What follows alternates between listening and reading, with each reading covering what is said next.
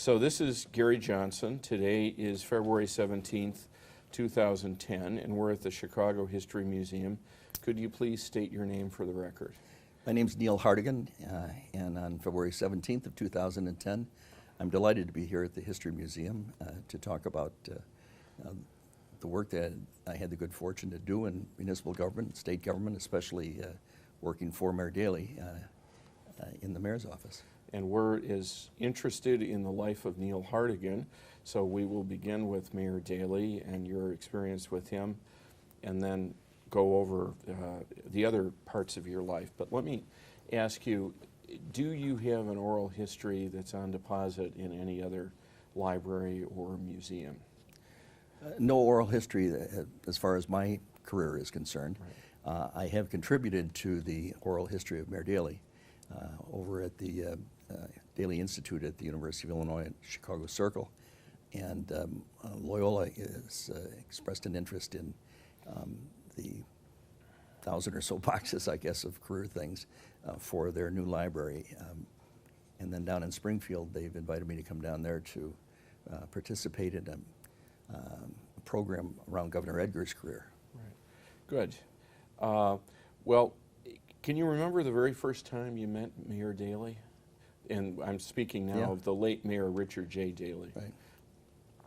Well, I was 16, actually, and the lights were being dedicated, the street lights, which were new vapor lights in those days, were being dedicated on Clark Street in the business district in our community in the 49th Ward, which is Rogers Park and Edgewater.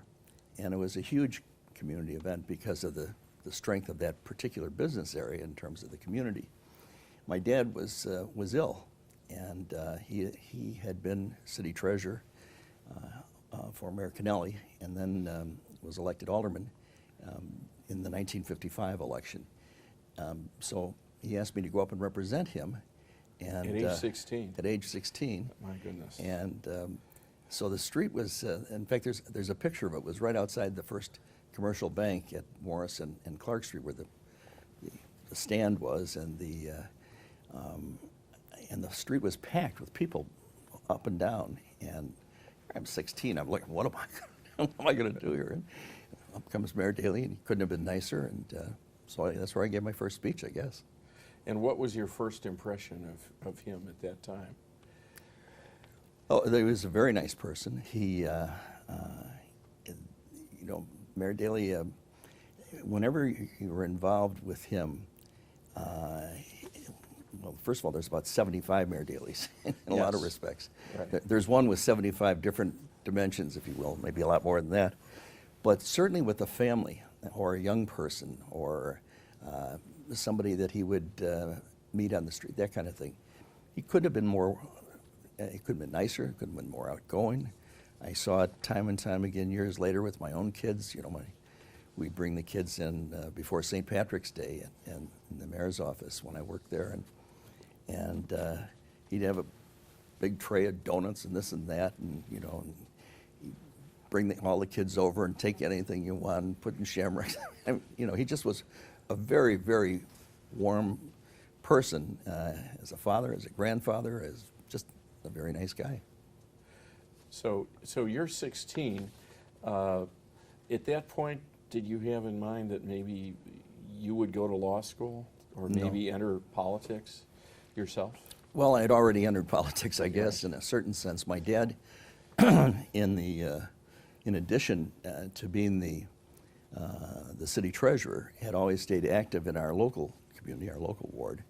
And so as long as I can remember, I think my brother David and I, you know, were, depending on the time of year, we're on a corner or knocking on a door with them or passing something out or, you know, going in at the close of the election hours to watch them count the ballots in the polling place and that kind of thing. So we'd done that, and so in that sense, and also, you know, just as part of our family life, you know, we had there were 5 of us originally, and then lost one sister, unfortunately, and but we grew up with a very strong feeling that government and political activity, the process of getting to government, were very good things. That they were honorable things, and that it was a very worthwhile calling.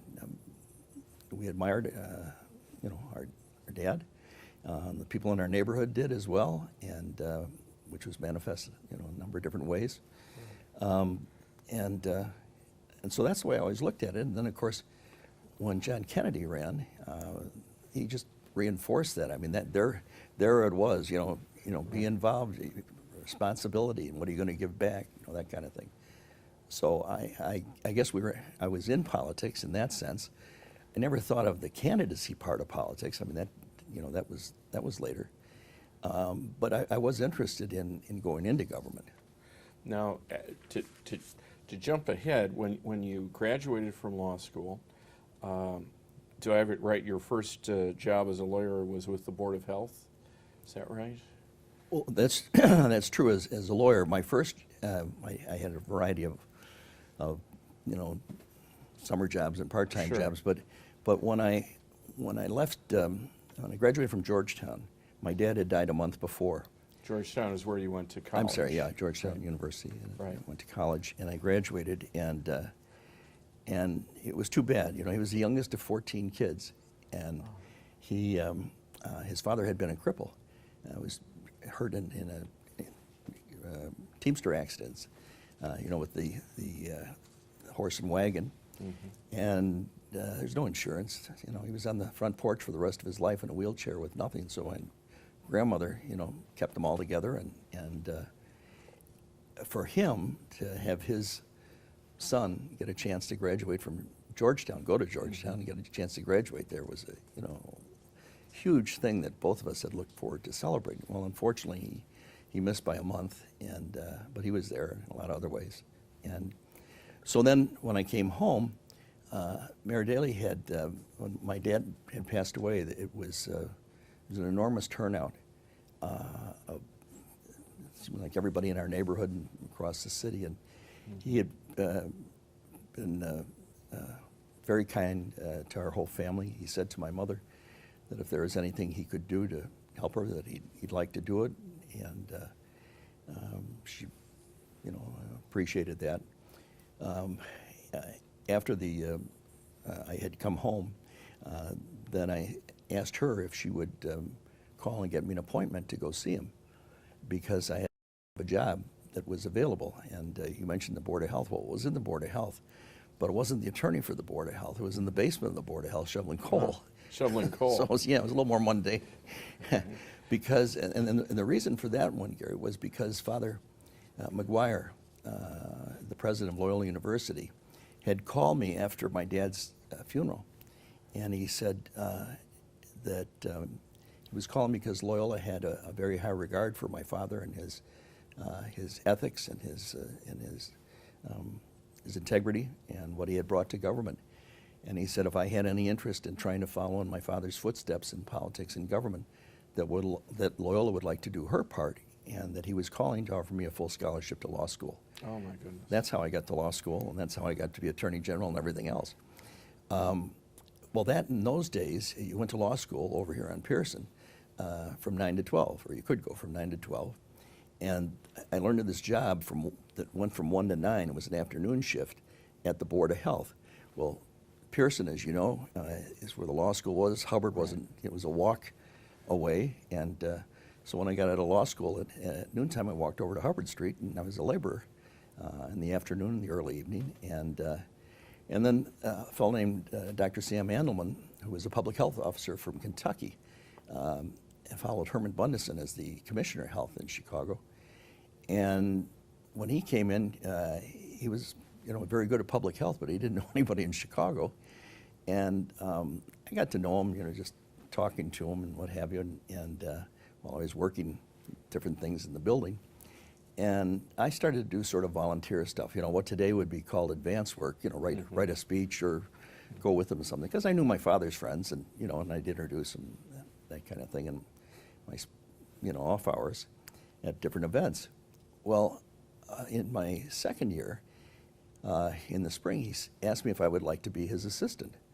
Well, it didn't take a rocket scientist to figure out that having, Right. you know, worked as a laborer, which was a terrific job. My 26 uncles in the basement were the best guys I ever worked with. Sure. They made sure that I studied. They made sure I did the job. But they also wanted me to take the job as his assistant, so I went upstairs, and I did that until I passed the bar. And then when I passed the bar, I became the attorney for health and mental health in the city.